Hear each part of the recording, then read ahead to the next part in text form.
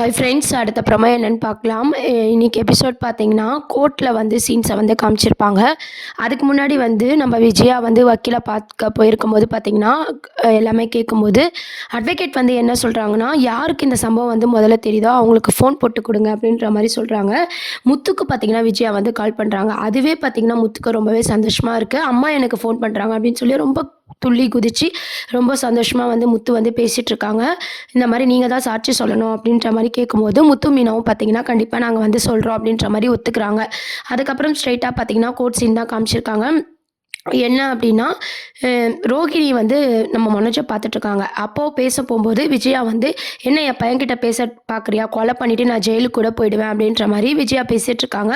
அப்போ ரோகிணி வழக்கம் போல் என்ன டயலாக் விடுறாங்கன்னா, "கடவுளே நினச்சாலும் இன்னும் மனோஜை பிரிக்க முடியாது." அப்படின்ற மாதிரி ரொம்ப சவால் விட்டு பேசிகிட்டு இருக்கும்போது கரெக்டாக முத்து மீனா வந்துடுறாங்க. இது ரோகிணியோட சபதமா, கல்யாணியோட சபதமா அப்படின்னு சொல்லி ரோகிணியை பார்த்தீங்கன்னா கலாய்ச்சிட்ருக்காங்க. ஆனாலும் ரோகிணி பார்த்தீங்கன்னா, "நான் மனோஜை விட்டு கொடுக்க மாட்டேன்." அப்படின்ற மாதிரி பேசிகிட்ருக்காங்க. இதுக்கு எல்லாத்துக்குமே பார்த்தீங்கன்னா மனோஜ் கேட்டுக்கிட்டு அமைதியாக இருக்கிற மாதிரி தான் காமிச்சிருப்பாங்க. அதுக்கப்புறம் கோர்ட்டில் வந்து எல்லாருமே வாதாடிட்டு இருக்கும்போது கல்யாணி அதாவது ரோகிணி சார்பாக வந்து வக்கீல் யாரும் இல்லை அப்படின்னு சொல்லிட்டு தானே வாதாடுறேன் அப்படின்ற மாதிரி பேசிகிட்டு இருக்காங்க. ஃபஸ்ட்டு பார்த்தீங்கன்னா முத்து மீனா வந்து சாட்சி சொல்கிறாங்க. அவங்களோட அட்வொகேட் வந்து வாதாடுறாங்க, இந்த மாதிரி டைவர்ஸ் வேணும் அப்படின்னு சொல்லிட்டு. எல்லாத்துக்குமே ரோகிணி அமைதியாக இருக்காங்க. முத்து பார்த்தீங்கன்னா இப்போவே டைவர்ஸ் கிடச்சிட்டோம் போல அப்படின்ற மாதிரி பேசிகிட்டு இருக்கும்போது மீனா கரெக்டாக ஒரு விஷயத்த வந்து ஜட்ஜ் பண்ணுறாங்க. என்னன்னு பார்த்தீங்கன்னா, ரோகிணி கண்டிப்பாக இதை தொட விட மாட்டா அப்படின்னு சொல்லிட்டு ரோகிணியோட தரப்போட நியாயத்தை வந்து நாளைக்கு தான் காட்டுற மாதிரியான எபிசோட்ஸ் தான் முடிச்சிருக்காங்க. கண்டிப்பாக பார்த்தீங்கன்னா எல்லாருக்குமே தெரியும், எப்பவும் போல் ரோகிணி வந்து ஆக்ட் பண்ண போகிறாங்க. நம்ம ஜட்ஜை வந்து குழப்பி விட போகிறாங்க. இது வந்து கேஸ் தள்ளி தான் போக போகுது. இதுதான் அடுத்த ப்ரொமோ வந்து வரப்போகுது.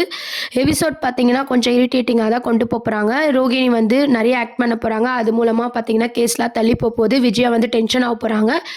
முத்து மீனா கிட்ட வந்து வழக்கம் போல் ரோகிணி வந்து சவால் விடுறாங்க. இதுக்கு நடுவில் பார்த்தீங்கன்னா அந்த கான்ட்ராக்ட் வந்து யாருக்கு கிடைக்கும்? அந்த அப்பார்ட்மெண்ட்ஸில் இருக்கவங்களுக்குலாம் வந்து பூ கட்டி கொடுக்கறது வந்து சிந்தாமணியும் மீனாவும் போய் கேட்கும்போது பார்த்தீங்கன்னா ஒரு கேம் மாதிரி வைக்கிறாங்க. அதாவது ஒரு போட்டி மாதிரி வைக்கிறாங்க. யாரோட இது வந்து தரமாக நல்லா இருக்கோ அவங்களுக்கு தான் இந்த ஆர்டர் கொடுப்பேன் அப்படின்ற மாதிரி சொல்லிட்டு இருக்காங்க.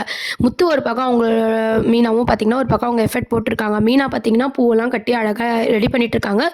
எப்பவும் போல் சிந்தாமணி என்ன பண்ண போகிறாங்கன்ட்டு வெயிட் பண்ணி பார்க்க வேண்டியது இருக்குது. நம்ம மீனா பண்ணுற எஃபர்ட்லாம் பார்த்தீங்கன்னா கெடுக்கிற மாதிரி சிந்தாமணி எதனா பண்ண போகிறாங்களா, இல்லை அவங்களோட எஃபர்ட்டும் காமிச்சு பெஸ்ட்டாக எதனா காட்ட போகிறாங்களா அப்படின்றத வெயிட் பண்ணி பார்க்கலாம். கண்டிப்பாக எல்லாருக்குமே தெரிஞ்ச ஒரு விஷயம் தான், இந்த ஆர்டர் வந்து நம்ம மீனாக்கு தான் கிடைக்க போகுது.